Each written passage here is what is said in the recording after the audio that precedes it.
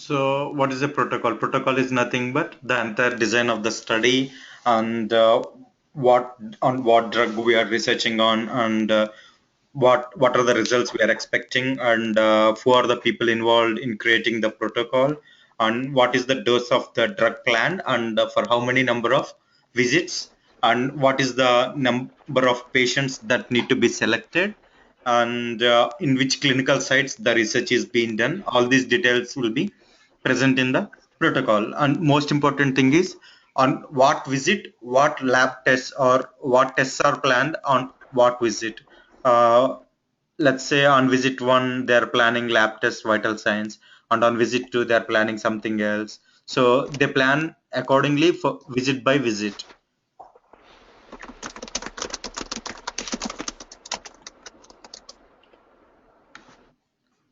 So this will be our protocol title, study access to interaction of idinafil and doxycycline in male volunteers. So this drug is only done for male group, not on females. So who is the clinical investigator? This is the person and this is the site, worldwide clinical trials. This was the place for the clinical site and this is the bioanalytical laboratory and who is the sponsor for this study, Warner Chilcott, and they assign a study number for each protocol. So each protocol has different study. This is the project number. In the project, in the one single 3043, there are multiple protocols. All of them are related to idinafil. So here we are testing a study access the interaction of idinafil and doxycycline. Here we are testing idinafil with doxycycline, but in other studies we'll be testing our idinafil with some other drug. So we are testing drug interactions of our study drug idinafil with the other drugs that has been used by patients. So who are the people involved in the protocol? It can be a clinical sponsor. There will be a sponsor for each study, and there will be a PhD person or biostat. All these persons will be involved in creating protocol, and clinical pharmacology persons, medical writers will also be involved in creating the protocol.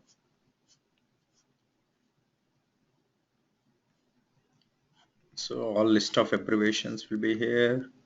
The contact numbers of the clinical site person, sponsors, and the people involved in creating this protocol will be also given here. This is the introduction.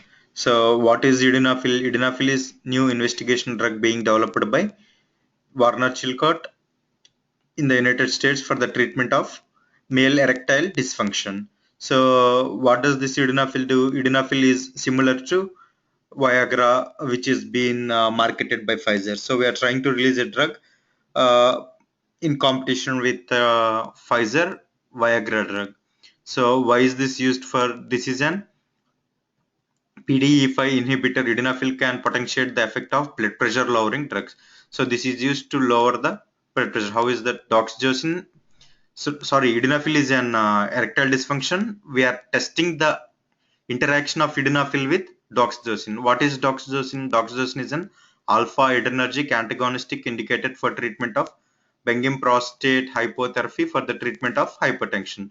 So this doxycycline is used to lower the hypertension. So we are testing action of idinafil with doxycycline. When the patient is taking doxycycline is every day, so how is our idinafil affecting? Is there any side effects when both of these drugs are used in together? So what was the number of group we are selecting? This is a single center. Here is the group to characterize the effect single oral dose idinafil in HLA volunteers. Okay, this is single center, double blinded, placebo, two-way crossover will be conducted in 24 healthy male volunteers because this is a small phase 1 study. And what is a single center? All the research is being done, all the results and reports are collected in only single site. What is a double blinded study? In double blinded study, neither the sponsor nor the patient will be neither the medical person or the patient will be knowing information about what drug is being used. Placebo control means here both test and reference is used. What is test here? Test is 100 milligrams of sildenafil.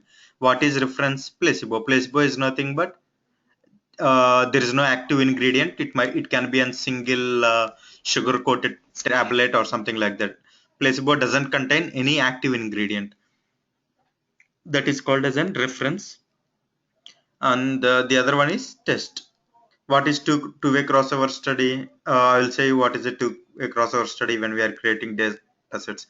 So each patient will be given both test and placebo here in the two-way crossover studies.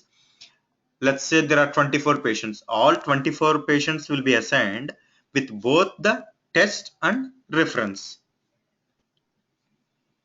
And this is conducted on 24 patients. And how is the dose for doxycycline given for each patient? All the subjects will receive doxycycline 1 milligram per day for 1 day, 2 milligram per day for 2 days, and 4 milligram for 4 days, and 8 milligram for 8 days, 8 milligram for 11 days. Totally, the patient is given 18 days doxycycline in different dose amounts. And on day 13 and day 18, what is given? Either the test or reference is given, depends on their randomization group. What is randomization group? So before start of the study, the patients are divided into two groups. Let's say we have 24 patients, right? Let's say we have 24 patients, 1 2 3 4, so on till 24. So they will divide the group of patients into two groups. Might be they can divide 12 and 12, or they can divide 10 and 14. They will divide the group into two, and they will decide for what group what should be given. They can also do this. They want to either give test for one patient and reference for the other patient, or they also can give reference for other patients and test for some other patients. But as this is a two-way crossover study, each patient will be given with both test and reference. Let's say on day 13, when are we giving this test and reference? On day 13 and day 18, right? That's what the protocol says. On day 13 and 18, all subjects will receive test or reference. So that is why the study is called as a crossover study. Let's say this is an day 13 group. Let's say this is an day 13 group, okay, and let's say here is day 18 group.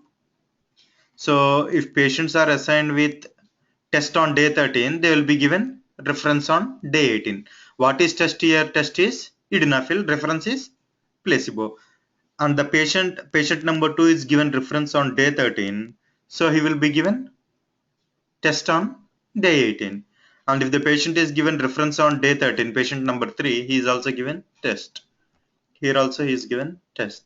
Here he is given reference. So what is test here? Test is nothing but 100 mg idinafil. What is reference? Reference is nothing but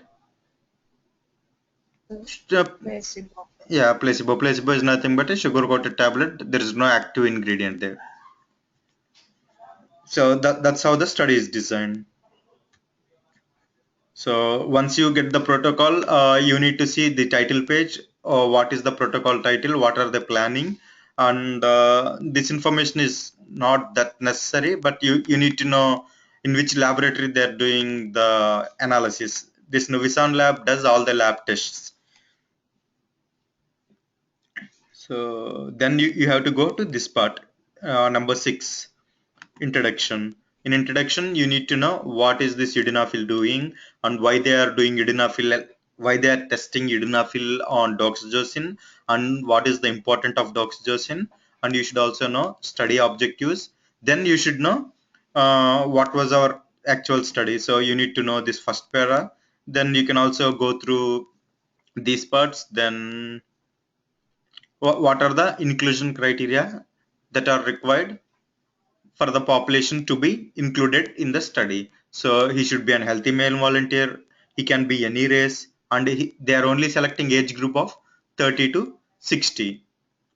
And they want non-smokers who have not used tobacco or nicotine in any form during 6 months. So they want only patients who haven't smoked since last 6 months, and they're expecting their weight to be at least 45 kgs, and for pregnancy avoiding prevention of subject's female partner, the subject should be sterile, so he should not be involved with any sexual things during the study.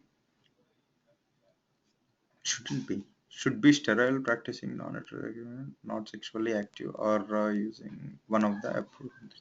Okay. So there are other inclusion criteria similarly. Willing to practice in the study, understand the study requirements, these things. If what are exclusion criteria? If patient have any of this, he should be excluded from the study. Participation in any other investigational study drug. So while he's participating in the current study of idinafil, he should not involve in any other studies. If he is participating, he should be excluded from the study. So there are other factors like that, use of any over other OTC drugs or any other drugs, he should be excluded from the study. Use of any prescription medications. So these all conditions should be followed by the patient if we need to be in the study. So this page is very important. So how many days our study is planned totally? 18 days. So let's say our study will be having screening, okay, and our study will also be having day 1 to day 18, and we'll be having final visit.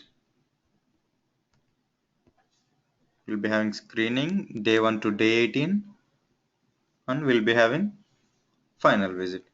They'll be collecting lot of results on screening as we have gone through CRF page.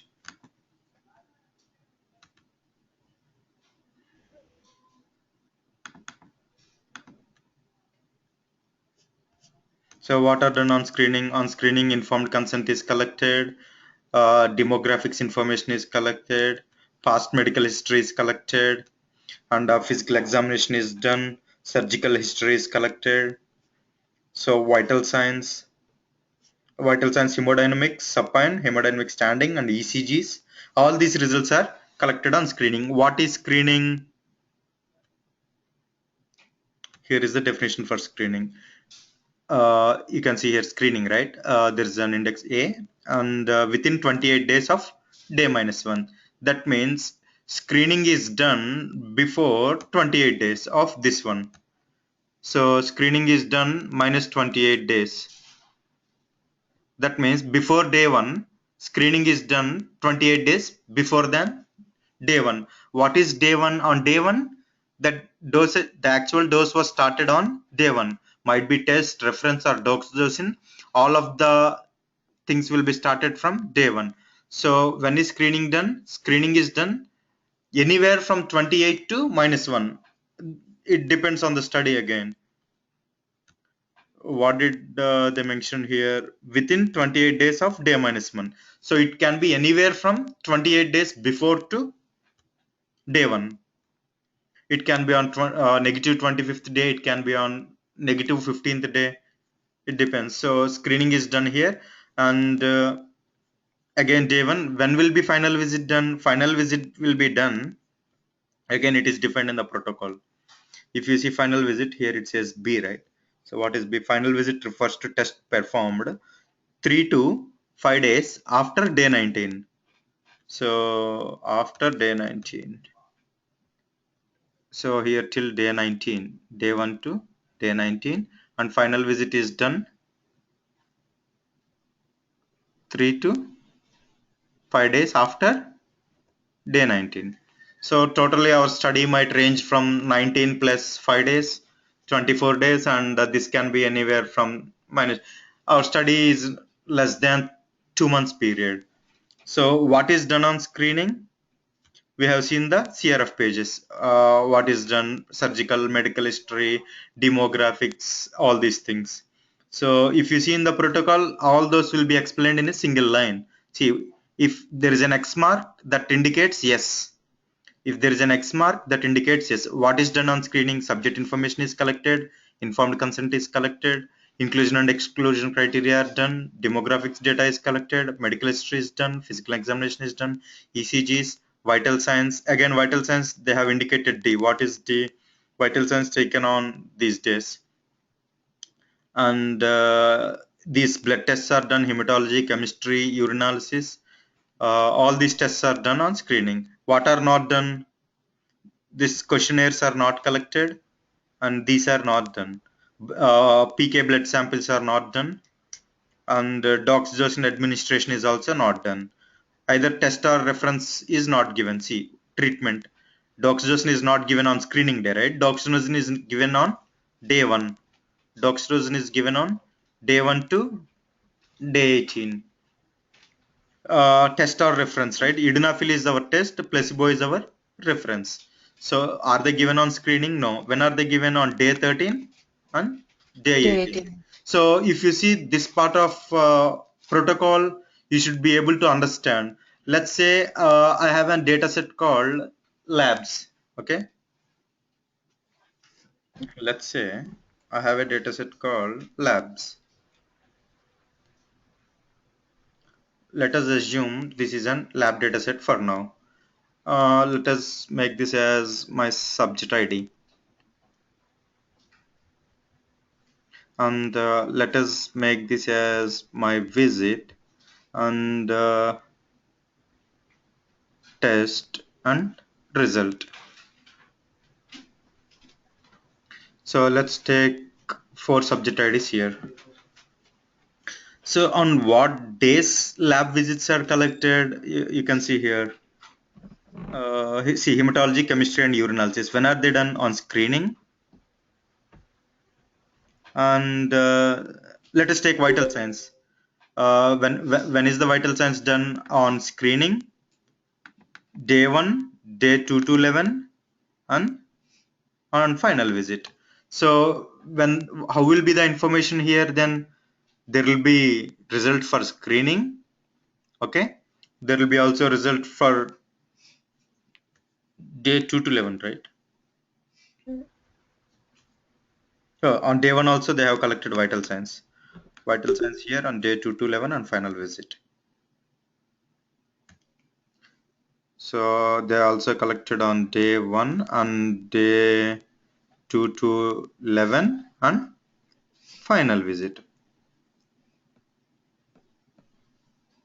So what are the tests done here? Vital signs. It can be any test.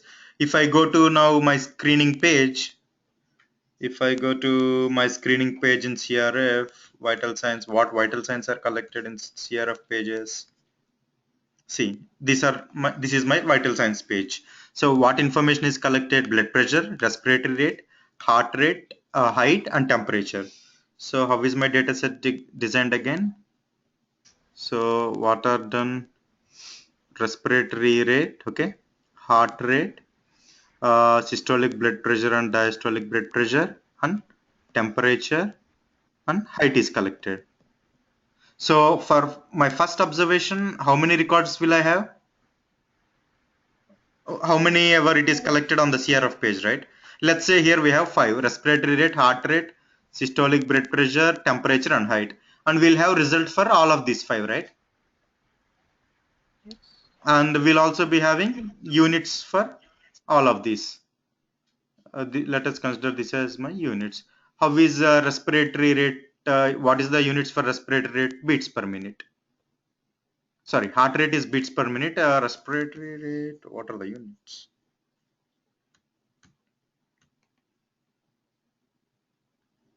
Breaths per minute. Yeah. So that's breaths per minute. This is beats per minute. Systolic blood pressure and diastolic blood pressure, temperature, height. Height can be centimeters or meters. Temperature can be degrees centigrade or Fahrenheit, or systolic blood pressure is mm by Hg, right?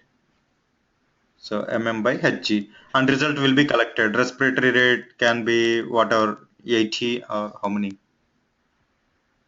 I am not sure. Heart rate is 72. Sys BP is 120 by 80 or whatever it is. Sys BP by dia BP. temperature, it can be anywhere from 93 or 90, or height can be anywhere from 160 centimeters or 165 centimeters. So this is the way how dataset is designed. So let's say I have a protocol here. I have information on the protocol that on day one vital signs is collected, but in my data set I don't have day one observation. Then that is an issue. Why it is shown in the protocol that information is collected on day one and why there is no result in the dataset? You can question the data management team. Why is the result missing? Might be they planned for day one, but result might be not done. Might be patient hasn't come to clinic on day one, or whatever it might be reason. So you need to make some checks with the protocol. That's why. So you have to understand the protocol perfectly.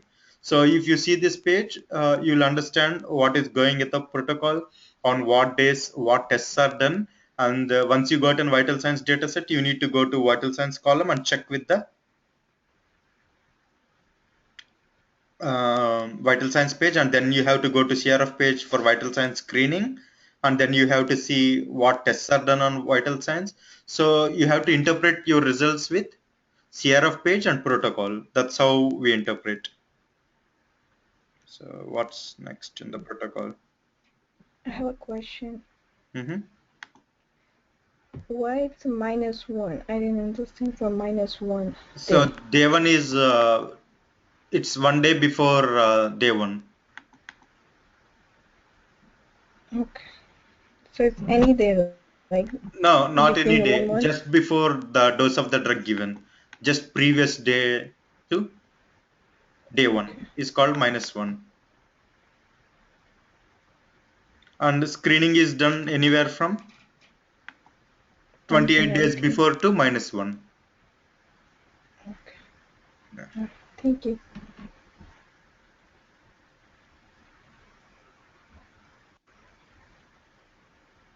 So what other portions need to be concentrated? And here they will again be clarifying what is done on screening visit. Same thing. These all things will be explained. What is done on screening. So what is done on day -1, what is done in this column. So that's explained in brief here. Day 1, day 8 to 11, day 12, day 13, day 14, day 18, day 19, final visit, what is done. So what are the treatments given? For doxycycline, on day 1, 1 mg of doxycycline is given, on day 2 and 3, 2 mg, on day 4 to 7, 4 mg, day 8 to 18, this one. On day 13 and 18, test or reference is given on day 13 and 18. So where was this 100 mg of sildenafil manufactured? That was manufactured in Dr. Reddy Laboratories, uh, Andhra Pradesh, India. And where was this placebo manufactured? And Mm. where was this doxycycline doses manufactured? This was manufactured in Pfizer, a division of Pfizer in New York. So all information will be present in the protocol. So what diet need to be followed by the patient when he's in our study? What was the drug accountability? So what is sequence 1? What is sequence 2? They have divided when they have done randomization. So they have divided the patients into two groups. Let's say one group is called sequence 1, the other group is called sequence 2. So what was given on sequence 1, on day 13 test was given, and on day 18 reference was given. So again sequence 1 have day 13 and day 18. Again sequence 2 has day 13 and day 18. Here test was given, reference was given. But here when it comes to sequence 2, reference was given in the first place, and test was given on the second place. Might be out of 24 patients, they might have been divided 12 people to sequence 1, 12 people to sequence 2. For 12 patients, test will be given in the first place, reference will be given in the second place. For 12 other patients, this is the sequence that is followed. This is called randomization. So when does they do randomization? They will do randomization normally on day one.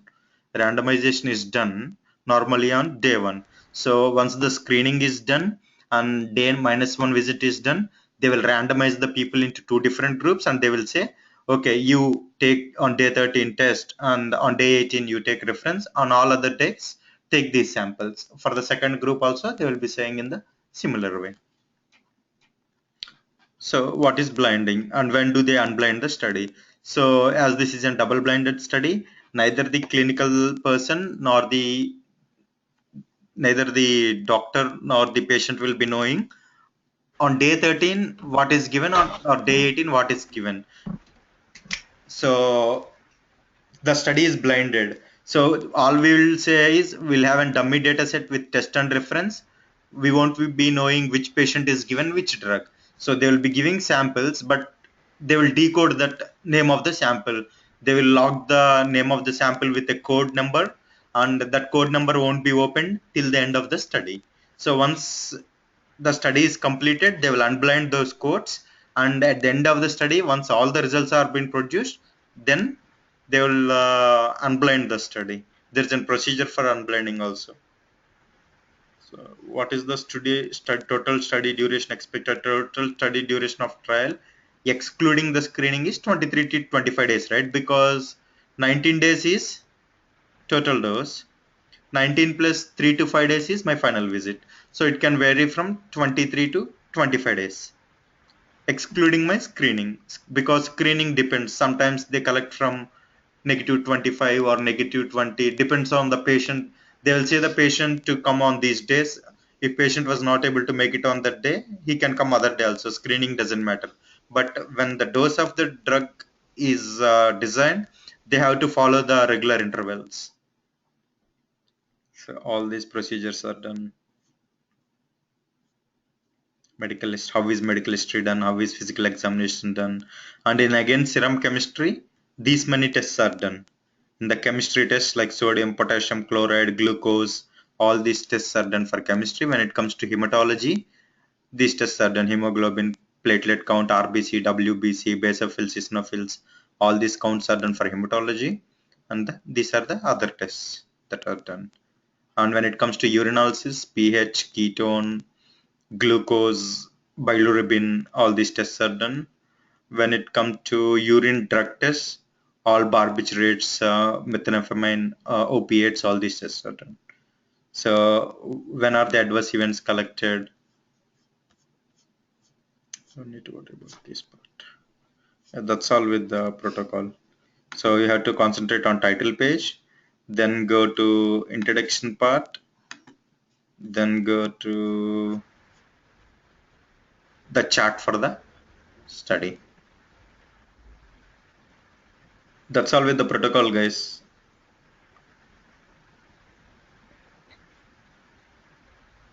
Once you understand the protocol and once you understand the CRF, you'll work on datasets. You'll work on each individual dataset for labs, adverse events, vital signs, ECGs, demographics, concomitant medication, physical examination. Those all datasets are designed by FDA. So each dataset should contain specific information about only those visits and those tests. And there are rules in creating those datasets. Any questions, guys, in the protocol?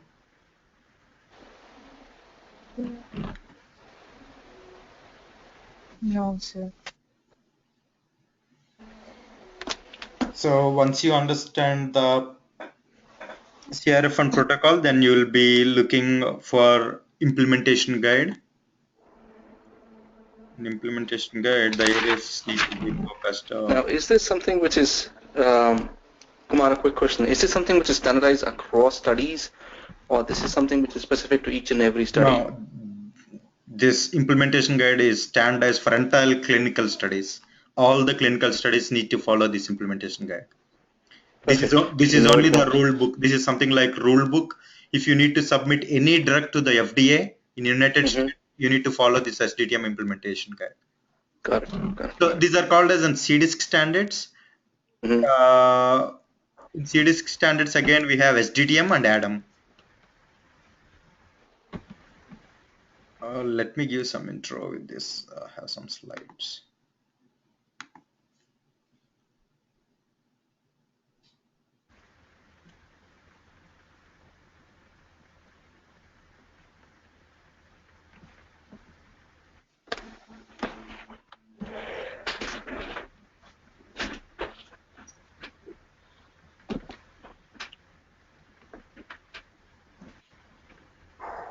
Can you please mail this as well tonight? Yeah.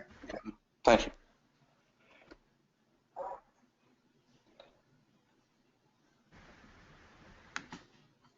So what are CDISC standards? CDISC is nothing but Clinical Data Interchange Standards Consortium. Clinical Data Interchange Standard Consortium.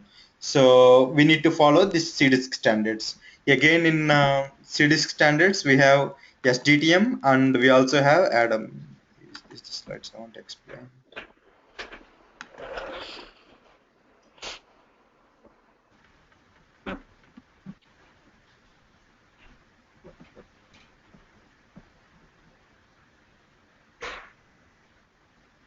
Let's go with this one. So what are again SDTM? SDTM is nothing but study data tabulation model. So we'll be working first on SDTM datasets and then we'll be working on ADAM datasets. There are two groups of dataset called SDTM and ADAMS. So what is SDTM? SDTM is nothing but study data tabulation model. What is ADAMS? Analysis datasets model. What is FDA? FDA is nothing but Food and Drug Administration.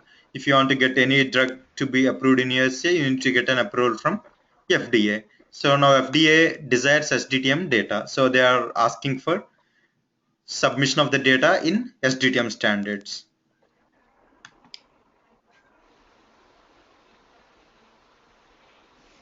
See, when was this started in July 2003, the FDA announced that SDTM developed by CDISC would be standard format for the sponsors of human drug clinical trials when submitting the data to Food and Drug Administration. They also started some other things like SDTM. What is that page? They also have operation data model. They also have laboratory data model. There are a lot other groups, but we'll be learning only SDTM and ADAM. Clinical programmers will be working only on these two topics. Why do we need standards? 65 to 75% submission information is associated with safety data. A big volume of listings is always included even in electronic submissions. Only 30% of programming time is used to generate statistical results. So most of the time we'll be working on data than producing results, right? We need to clear the data. We need to filter the data. We need to check the data with our protocol and CRF pages and check whether all the visits are done and all the results are produced exactly according to CDISC standards. What is SDTM? SDTM is study data tabulation models. This model describes the contents and structure of data collected during clinical trial. The purpose is to provide regulatory authority reviewers a clear description of the structure, attributes, and contents of each dataset and variables submitted as a part of the product application. Why? Because if it is a lab test, you will be saying lab test. Some other company will be saying test. Some other company will be naming the variable in a different way. They don't want to make the things complicated, so they have made a standard rule book called SDTM, and they defined how to design the variable names, how to design their lengths, how to design the values. They have created what are the changes that are done before and after. So what is the advantages, benefits that has been done after creating the implementation guide. Before SDTM guide, there are no domains, there are no standard domain names, there are no standard variable names, there are no standard variable values also. It should be values here.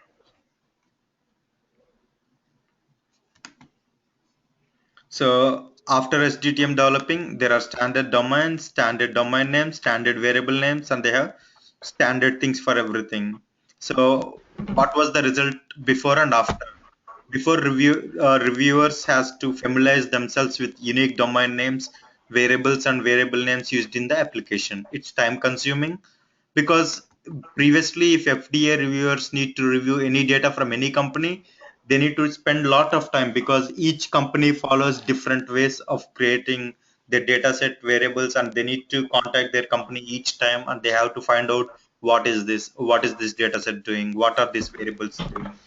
So there's a lot of gap between the companies and FDA people, so they need a lot of time to make and drug approval. But after standardizing, so once all the companies started following these standard rules, it is easy for FDA reviewers to make the submissions quick.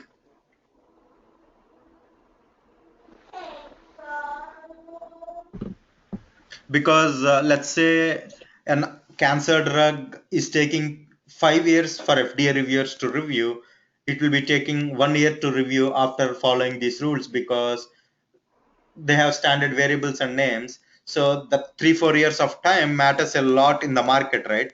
Because some patient who is already suffering with cancer, if the drug was released 3 years before than expected, his life will be prolonged 3 more years. So that's why they have standardized all the data sets and all these things. What are fundamentals of SDTM domains? Collection of observations with common topic, case report forms. Case report forms are nothing but CRF pages. What is case report form? Case report form is nothing but the CRF pages. They also standardize these things.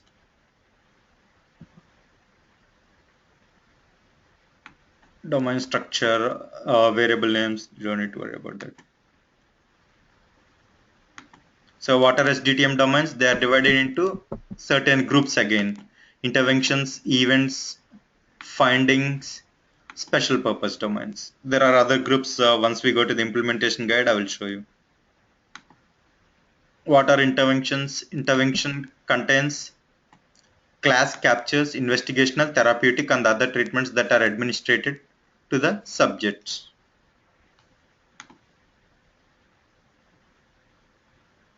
See, what are the data sets present here? Concomitant medication, exposure, and substance use. So what drugs the patient has been used, and what was the dose exposed, and what are the other medications that patient is being used, and such things will be present in the interventions. What are present in the events data set? Event dataset contain class captures, planned protocol milestones such as randomization and study completion disposition. All these datasets like adverse events, disposition dataset, what is the medical history, all these things will be present in events. What are present in finding? In findings, all the tests that are being done like labs, ECGs, vital signs, and if they have collected any questionnaire information, that kind of information will be present in findings. What is present in special purpose domains like demographic information, if there are any comments from the patient, that are also present in special purpose domains.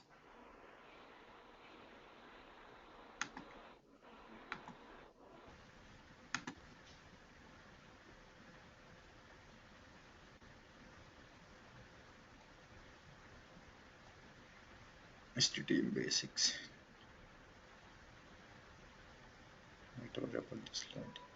And again in SDTM, there are three kinds of variables called required, expected, and permissible.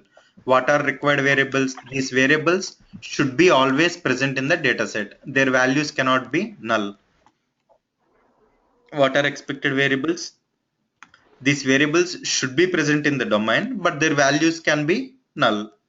So what are permissible variables? Variables, they can be included or they can be dropped from dataset. Let's show it in an example.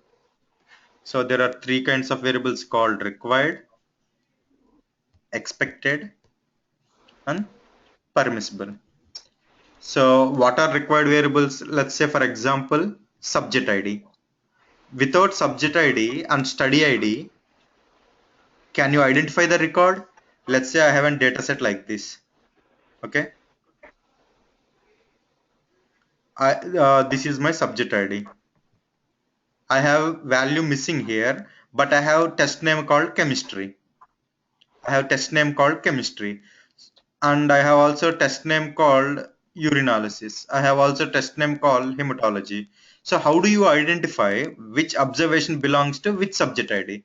So without the subject ID, you can't predict which observation is belonging to which one, and also to which study ID, to which study. So these variables are called required variables. So, and their value shouldn't be null at any time. This value cannot be missing. If the value is missing, you need to report the data management team that there is something going on here. So these are called required variables. What are expected variables? Let's say we have results. Okay, results is an expected variable. For chemistry, there can be results sometimes. For urinalysis, result might be null because they have planned for urinalysis test, but they haven't collected any results, or patient has not come on that day for the clinic. So result can be missing sometimes, or might be due to an issue in the equipment, or due to the loss of sample, the result can be missing. So this is an expected variable, so this variable should be present, but value can be null. So that is the definition, right? What are the required variables? Required variables are variables need to be present in the domains. Their values cannot be null. Their value should not be missing. What are expected variables? Expected variables are those variables which are present in the data, which should be present in the data set, but their value can be missing sometimes. Some values may be null. What are permissible variables? These variables are not even required to be in the data set. If you think that is those information is required, you can keep it, otherwise you can drop it. That doesn't matter. There are some variables like that. Once we go to the implementation guide, you will get more picture on these three categories. And they also divided these three category variables into 5 roles. So identifier, what are identifier variables? Those are used to identify the records like subject ID, study ID. What are topic variables? Such as lab test name, all these variables are called as in topic variables. What are timing variables? Like date variables, time variables, all these are called timing variables. What are qualifier variables? Like results and their numeric results, such things will be under qualifier variables. So what is the variable name limited to according to SDTM standards? 8. What is the label limited to? 40. Variable type mainly characters, and it can be either numeric or character. Variable length can be only limited to 200. So these are the standards. What is the date format? Date format is YYY, MMM, DD, concatenation with time, HH, MMSS. So if I have a date like this, if I have a date like this, December 15, 2003, 13, 14, 17, it should be printed like this according to SDTM rules. It should be YYY, it should be YYYY, right? Then concatenation with hyphen, then concatenation with MM, which is my 2-digit month, then concatenation with my hyphen again, and then DD, which is my 2-digit date, which is 15, and here concatenates with T. What is T? From here time starts. 13, which is my 13 hours. It is always printed in 24-hour format. 14 minutes and 17 seconds. This is my standard date format. If you don't have time, if only date is collected, then it should be printed like this.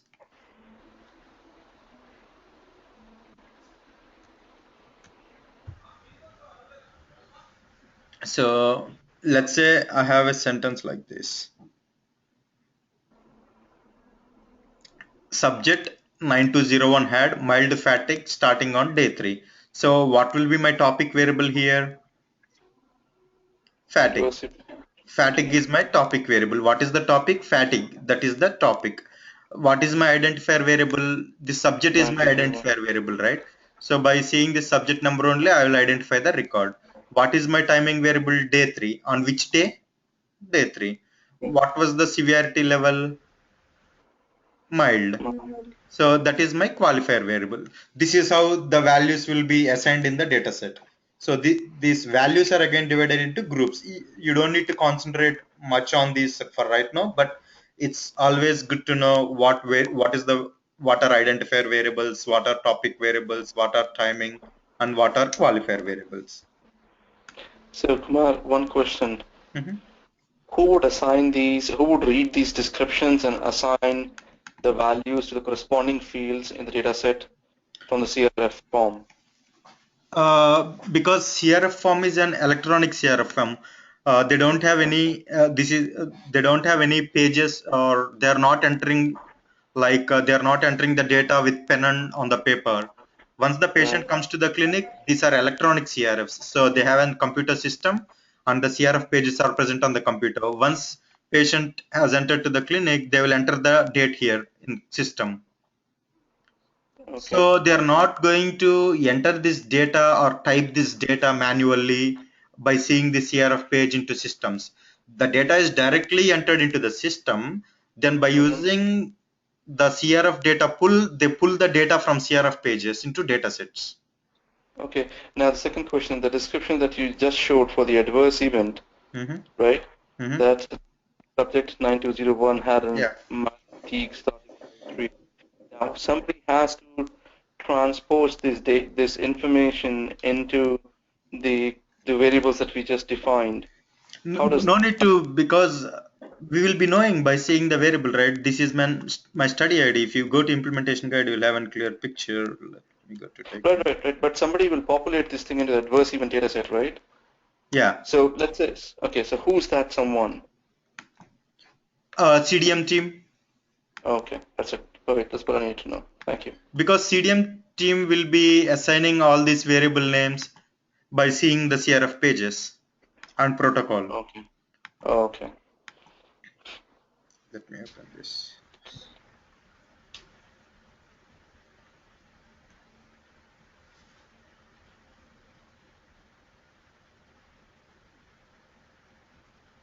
It's an intervention data set. Events findings.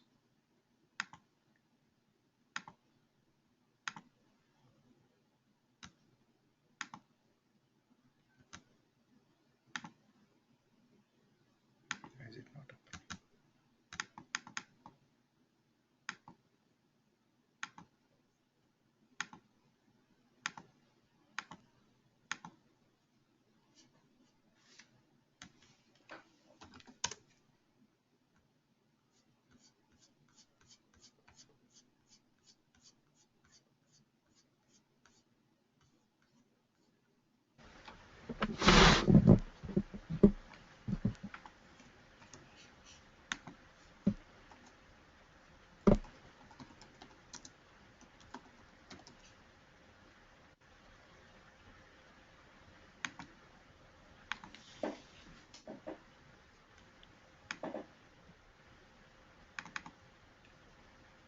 See, if you see the adverse event data set, these are the rules that need to be followed while creating an adverse event dataset. So there should be study identifier, that is a character variable. What is the type? Character. What is the role of this variable? Identifier. What should be the label? The label should be study identifier. And what type of variable is it? Required. All these variables, whatever here you are able to see the value as required, those variables should be always present in the dataset, and their value cannot be null. These are called permissible variables. Group id, sometimes they will collect that information, or some companies don't collect those information. They will group the patients again. They will group, let's say, neurological adverse events, they will group into separate group, or they will collect different group ids. But some companies won't do that. So such variables are called permissible variables. If you don't have any information, these variables can be dropped from your data set. Okay. Okay. Yeah, so these are expected variables, all these things. So where are we?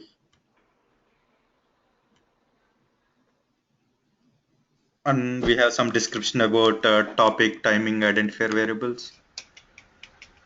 What is mapping? I'll say you later.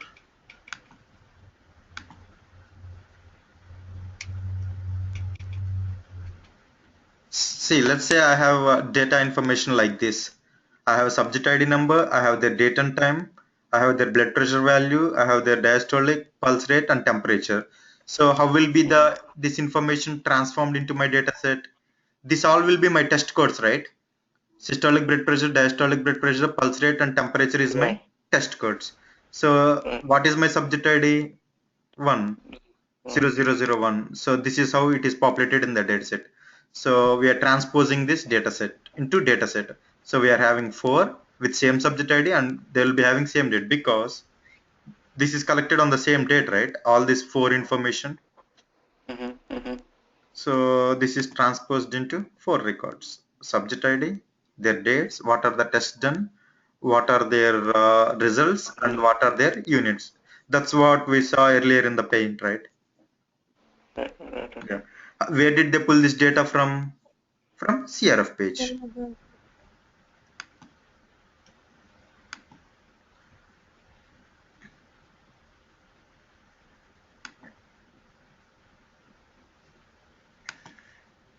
And how do they map it to? See, let's go here. Let's say we have a demographics page here. Okay. Date of informed consent, which is nothing but DSST disposition start date. Informed consent date is collected as this date. Birth date is collected as BRTH Race is collected as either white or black, whatever it can be. They also will assign numeric race numbers.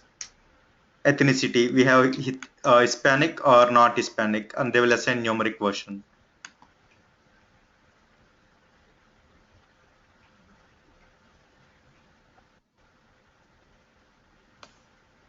See, what need to be followed? We should know what is the variable name, what are the label names, what is their type, character or numeric, and where is the origin? Are they derived or are they coming from CRF page? What is the origin of that variable? What is the role of the variable? Are they identifier, topic, timing? And we'll have some CDISC notes how to create that variable and what are the core type required, permissible, or expected. So normally topic variables will be ending with TRM. Record qualifiers will be ending with AESCV, SCR. If let's say it is an AE, it is AESCV. AESCV is nothing but AE severity. AESCR is nothing but AE seriousness. They are explaining about only event class here. Events. What datasets comes under events class?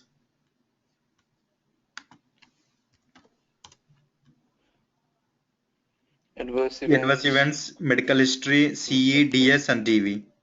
So if you are talking about AE, it will be AE term. If you are talking about CM, that will be CM term. Topic variable will be. If you are talking about what else we have? AE MH term. What when it comes to grouping qualifiers, if it is CM, CM cat. If it is AE, AE category. If it is MH, MH category. What is the medical history category? Similarly for these things, when it comes to findings class, let's say it is what dataset comes under findings? Labs, vital signs, ECGs, all these datasets, right? So what are topic variables here? If it is an lab dataset, it will be LB test code. Left. If it is ECG dataset, EG test code. If it is a vital signs dataset, that variable name will be VS Yes. test code. Similarly here, what is the LB test? What is the vital signs test? What is the ECG test? What is the LB category? Is it chemistry, hematology? What if it is VS? What are the categories for VS? So on. That's how are the result variables named? If it is a lab result, LB ORR yes, lab original results. If it is an VS, vital signs original results. What is STRESC? It is a character result format. This is a numeric variable. What are the units for LB? LB ORR ESU if it is in vital signs. VSO or RESU. If it is an EG, it is an EGO or RESU. Similarly for interventions. That's all, guys, with the introduction. These are the standard timing variables with visits, with dates, with the day, because if it is an VS day, it will be VS day. If it is an EG, EG day. If it is an AE, AE day. So the suffix doesn't change for most of the variables. Only the prefix is gonna change, depends on your name of the dataset. That's why these are called standard timing variables. Any questions with the introduction part? So in the next class, we'll be going with the implementation guide. We'll be explaining 2 or 3 datasets, and then we'll start working on a couple of datasets. So did you get a clear picture at least? Why is this CDISC rules developed? What is this SDTM implementation guide? What is this all? Why are they directly working on the data? Why do we need to know about this CDISC rule book? Why do we need to know? Do you got some picture why we are doing all these things? Yeah, yeah. It's How about some others? Anjali, Bosky, and Shravya? Yeah. Yes.